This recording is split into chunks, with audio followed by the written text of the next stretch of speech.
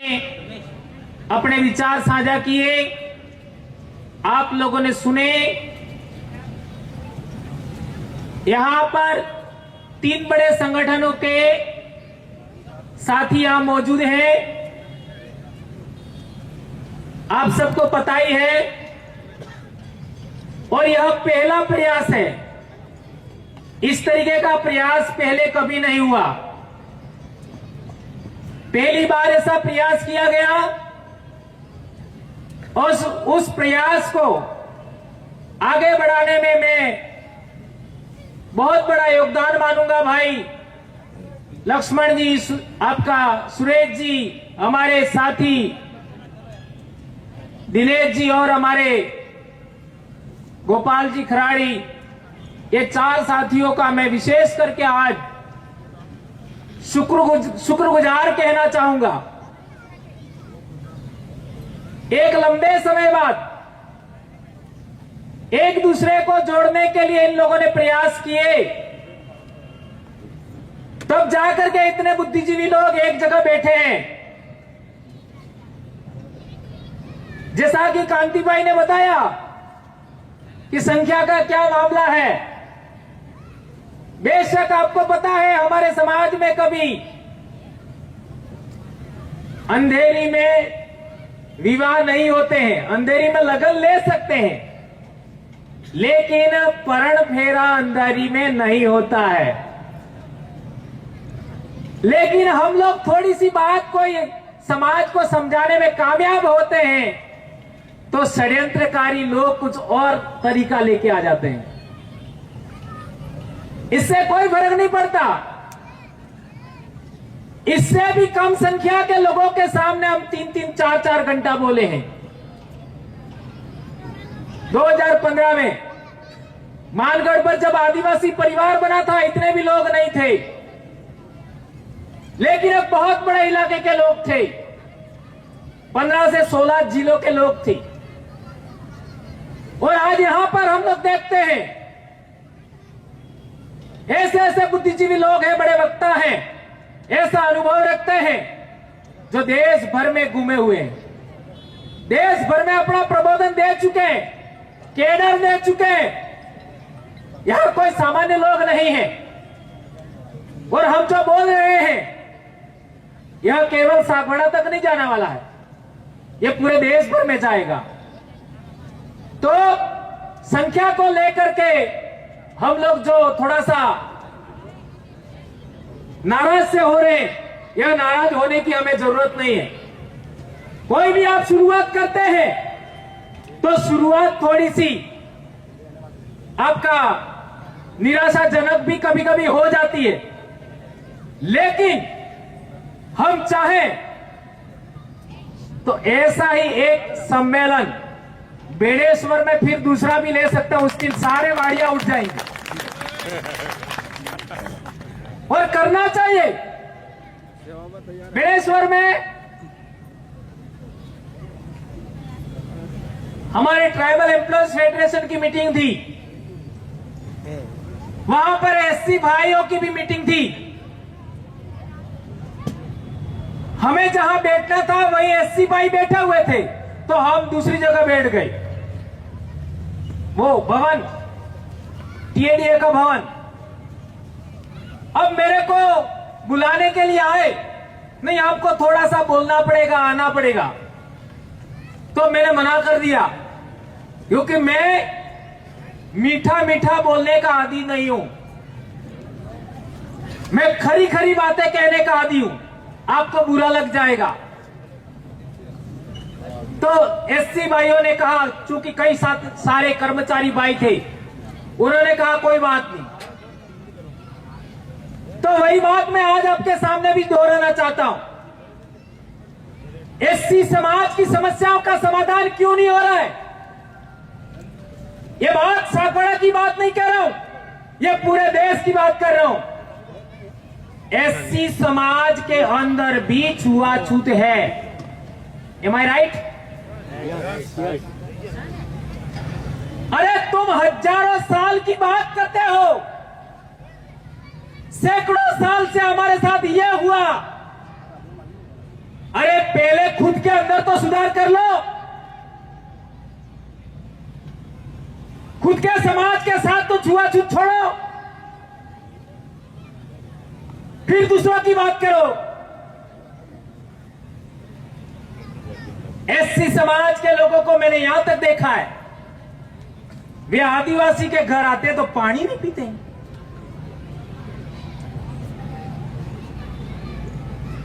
सही कह रहा हूं, गलत कह रहा हूं? है कुछ है। आदिवासी के घर पर पानी नहीं पीते, जैसे भी है। अभी आ रहा हूं वहीं पर, पहले आपका इलाज कर लो। एससी समाज का भाई एससी समाज के घर का पानी नहीं पीता, ये छुआछूत ऊंच नीच आपके घर में इसलिए है आपने बाबा साहब को आज तक नहीं पढ़ा। कितने लोग ऐसे हैं जिन्होंने 5 वॉल्यूम पढ़ा बाबा साहब का? वॉल्यूम तो 10, 12, 14 है, 5 किसने पढ़ा? हाथ ऊंचा करो। ये है समस्या। मैंने 5 पढ़ी, और इसके अंदर जो समानता को लेकर के पाठ है उसको पढ़िए, जो धर्म को लेकर पाठ है वो पढ़िए, जो न्याय को लेकर के पाठ है वो पढ़िए, तो आपको समझ में आएगा कि यह असमानता क्यों है, यह छुआछूत क्यों है, यह अन्याय क्यों है। यह बात समझ में आएगा। लेकिन हमने जिनका जयंती मना रहे उनको ही नहीं पढ़ा। अब जो काल्पनिक कहानियां हैं उनके बारे में प्रश्न पूछ लो, धड़ाधड़ हम जवाब देते हैं, धड़ाधड़। मौखिक याद हो गया। जो हमारे काबिल है वो पढ़ते ही नहीं है, जो हमारे काम का है पढ़ते ही नहीं है। ज्योतिराव फूले की गुलामगिरी किसने पढ़ी? हाथ ऊंचा करो जरा। इन्हें गिने लोग गुलामगिरी। एक बार मैंने फर्स्ट हम लोग 2005 में बांसवाड़ा में हमारा बामसेब का अधिवेशन हुआ था, तो हम लोगों ने वहां पर गुलामगिरी किताब लाए।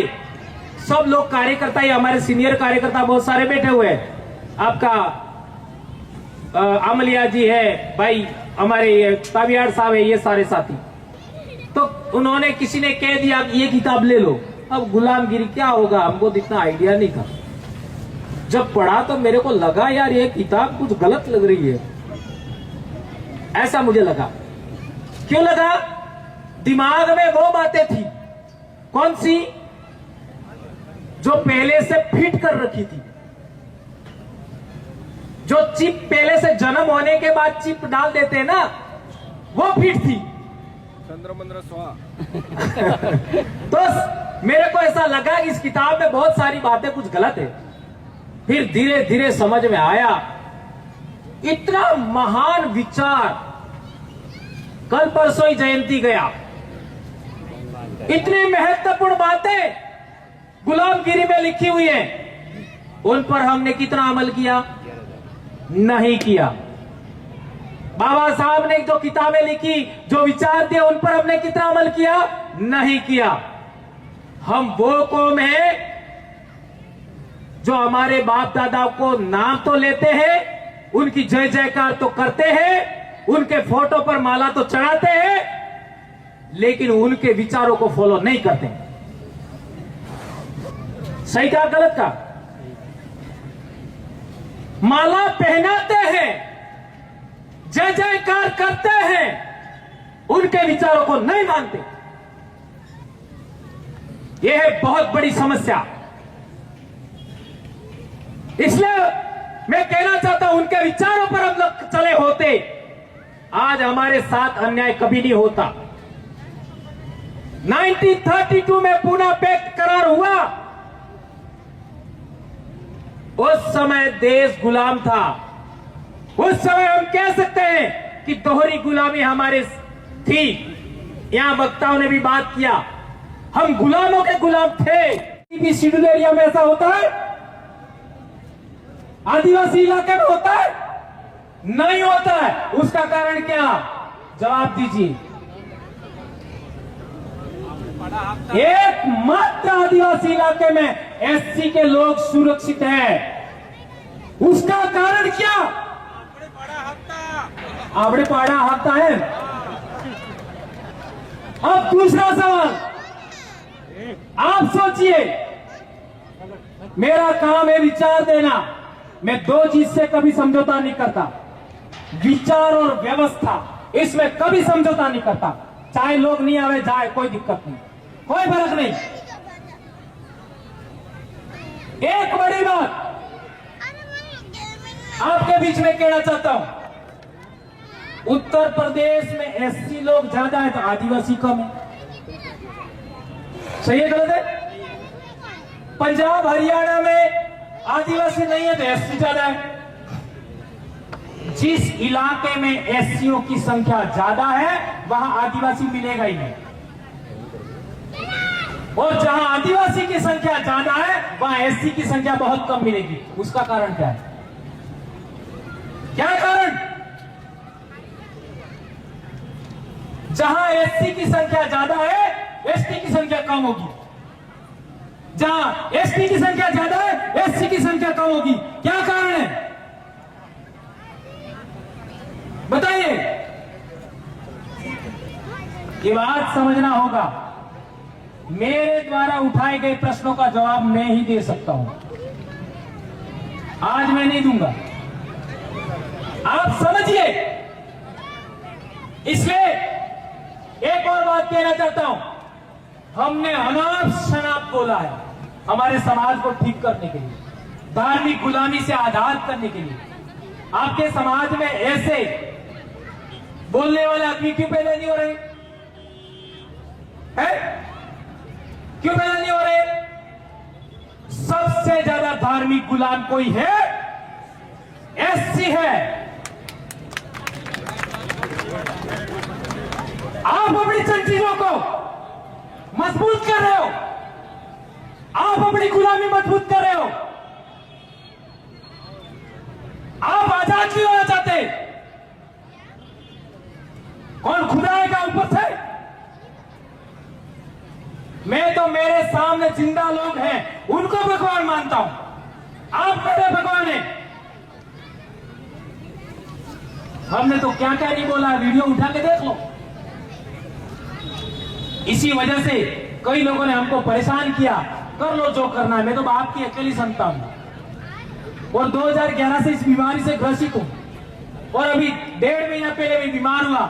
डॉक्टर ने बोला है 3 महीना नहीं बोलना है, अप्रैल मई और जून।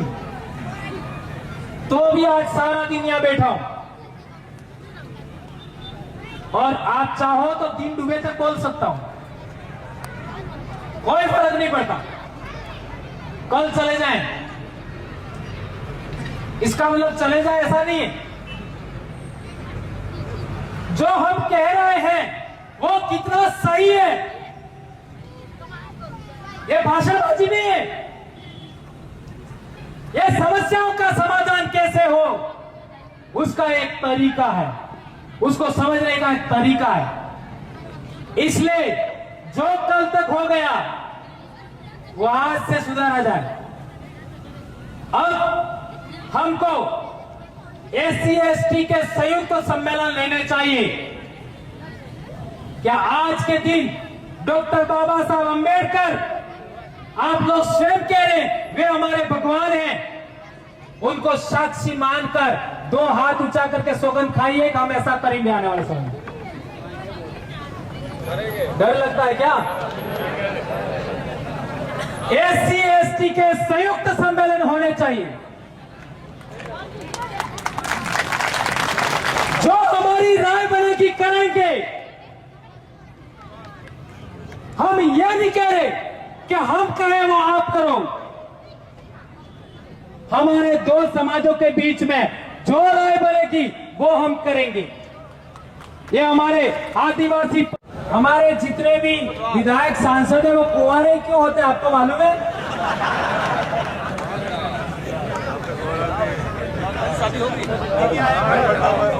नहीं, पर हकीकत में कुंवारे क्यों होते, उसका कारण बताता हूं।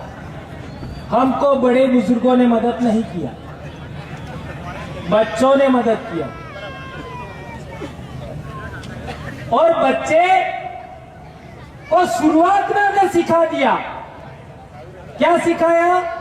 समाज की जाजम पर ही बैठना है, जाजम को ही भगवान मानना है, जाजम को ही ईश्वर मानना है, जाजम ने जो निर्णय किया उसी पर चलना है। यही हमारे मूल आधार है।